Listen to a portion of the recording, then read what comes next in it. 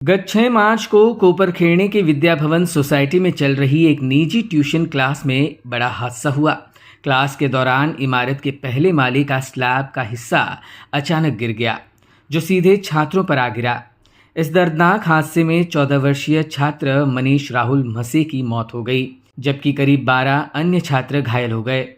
घटना के बाद आज शिवसेना के सांसद नरेश म्हस्के, नवी मुंबई मनपा के विरोधी पक्ष नेता विजय चौगुले, स्वीकृत नगर सेवक द्वारकानाथ भोयर, शिवराम पाटिल, विजयानंद माने और अन्य शिवसैनिकों ने पीड़ित राहुल म्हसे के परिवार से मुलाकात की। इस दौरान शिवसेना की ओर से परिवार को 5 लाख रुपए की आर्थिक सहायता प्रदान की गई। साथ ही परिवार को न्याय दिलाने का आश्वासन भी दिया गया। सांसद नरेश म्हस्के ने कहा कि यह बेहद दुखद घटना है। हम पीड़ित परिवार के साथ खड़े हैं और उन्हें हर संभव न्याय दिलाने के लिए प्रयास करेंगे। Vidya Bhavan cooperative housing society कोपरखैरना या ठिकाणी मनीष नावाचा 14 वर्षाचा मुलगा एका क्लासमध्ये त्या ठिकाणी जात होता।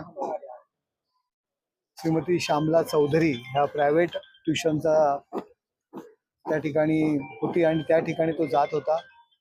त्या बिल्डिंगचा स्लॅब कोसळला आणि त्या मुलाचा मृत्यू झाला। एकुलता एक मुलगा।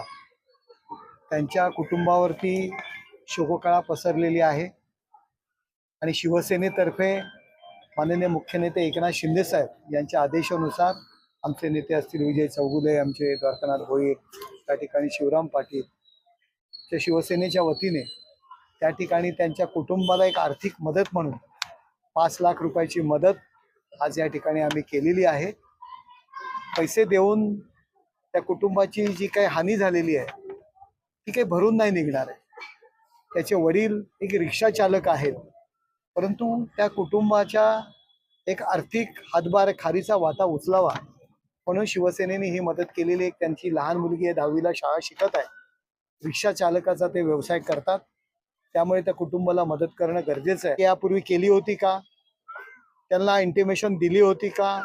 नोटीस दिली होती का? फक्त ह्या मुलाला अपघात झाला असा नाही, अनेक मुलं जखमी झाली, अनेक मुलं मृत पावलेली आहेत। त्या ठिकाणी आमचे नगरसेवक शिवराम पाटील असतील वगैरे यांनी सगळ्यांनी धावपळ केली, मुलं बाहेर काढली स्वतः त्या ठिकाणी जाऊन। परंतु महानगरपालिकेची सुद्धा जबाबदारी आहे की त्या ठिकाणी जे दोषी असतील त्यांच्यावरती कारवाई होणं गरजेचं आहे, परंतु अद्यापही कुठल्याही प्रकारची कारवाई झालेली नाहीये। शिवसेनेचं आमचं शिष्टमंडळ चौगुले साहेबांच्या नेतृत्वाखाली मंगळवारी महानगरपालिका आयुक्तांना भेटणार आहेत, सीपी साहेबांना भेटणार आहेत आणि याला कोण जबाबदार असतील त्याच्यावरती कारवाई होणं गरजेचं आहे। कारण यापूर्वी सुद्धा त्याचा काहीतरी स्लॅब पडला होता। मी त्या दिवशी अधिकाऱ्यांशी बोललो, त्यावेळी त्यांनी सांगितलं आम्ही नोटीस दिली होती, धोकादायक नोटीस दिली होती। जर नोटीस दिली होती तर पुढे कारवाई का नाही केली? जर बिल्डिंग धोकादायक होती तर सहाय्यक आयुक्ताचं दुर्लक्ष होतं का महानगरपालिकेचं? जर त्या ठिकाणी जर नोटीस दिल्या असतील तर यापुढे महानगरपालिकेने त्या क्लास चालकावरती गुन्हा का दाखल केला नाही, हे सगळे प्रश्न अनुत्तर येत आहेत। कोणाच्या दबावाखाली ही कारवाई थांबली आहे? आयुक्तांनी सुद्धा याचं उत्तर देणे गरजेचं आहे आणि शिवसेना या कुटुंबाला न्याय मिळवून देणार। माझा आरोप आहे की हे जे कोण क्लासवाले आहेत त्यांना कोणतरी वाचवण्याचा प्रयत्न करतायत।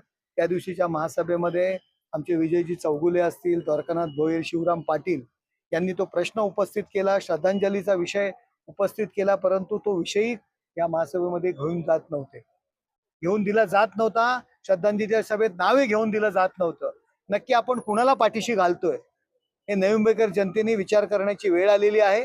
सर्वसामान्य गरिबाला आपण न्याय देणार की नाही, महानगरपालिका नक्की कोणासाठी आहे याचा विचार नवी मुंबईतील नागरिकांनी करणं गरजेचं आहे। Bureau input, EW network.